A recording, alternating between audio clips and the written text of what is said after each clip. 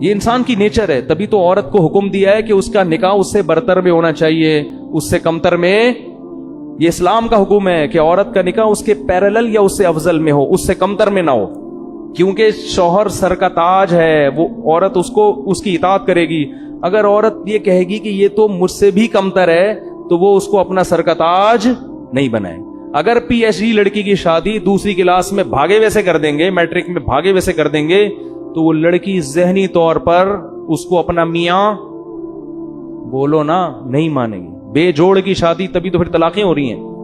یا تو وہ پھر اس میں کوئی ایسی خوبی ہو جو اس کے عیب کو چھپا دے، میٹرک فیل ہے، بھاگا ہوا ہے، لیکن کوئی دوسری خاصیت اس کے اندر بہت زیادہ ہے، تو کوئی نہ کوئی ایسا خوبی ہو جو اس کے عیب کی تلافی کرے۔ اگر عیب ہی ہیں پھر وہ جوڑ کی شادی نہیں ہے۔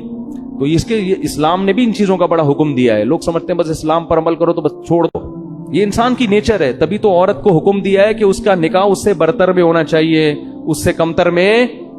یہ اسلام کا حکم ہے کہ عورت کا نکاح اس کے پیرالل یا اس سے افضل میں ہو، اس سے کمتر میں نہ ہو، کیونکہ شوہر سر کا تاج ہے، وہ عورت اس کی اطاعت کرے گی۔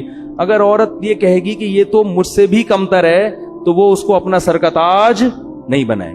اگر پی ایچ ڈی لڑکی کی شادی دوسری کلاس میں بھاگے ویسے کر دیں گے، میٹرک میں بھاگے ویسے کر دیں گے، تو وہ لڑکی ذہنی طور پر اس کو اپنا میاں بولو نا نہیں مانے گی۔ بے جوڑ کی شادی، تبھی تو پھر طلاقیں ہو رہی ہیں۔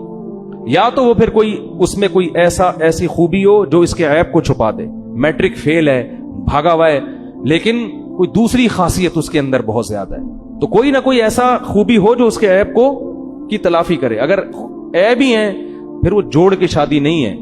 تو اسلام نے بھی ان چیزوں کا بڑا حکم دیا ہے۔ لوگ سمجھتے ہیں بس اسلام پر عمل کرو تو بس چھوڑ دو، یہ انسان کی نیچر ہے، تبھی تو عورت کو حکم دیا ہے کہ اس کا نکاح اس سے برتر میں ہونا چاہیے، اس سے کمتر میں۔ یہ اسلام کا حکم ہے کہ عورت کا نکاح اس کے پیرالل یا اس سے افضل میں ہو، اس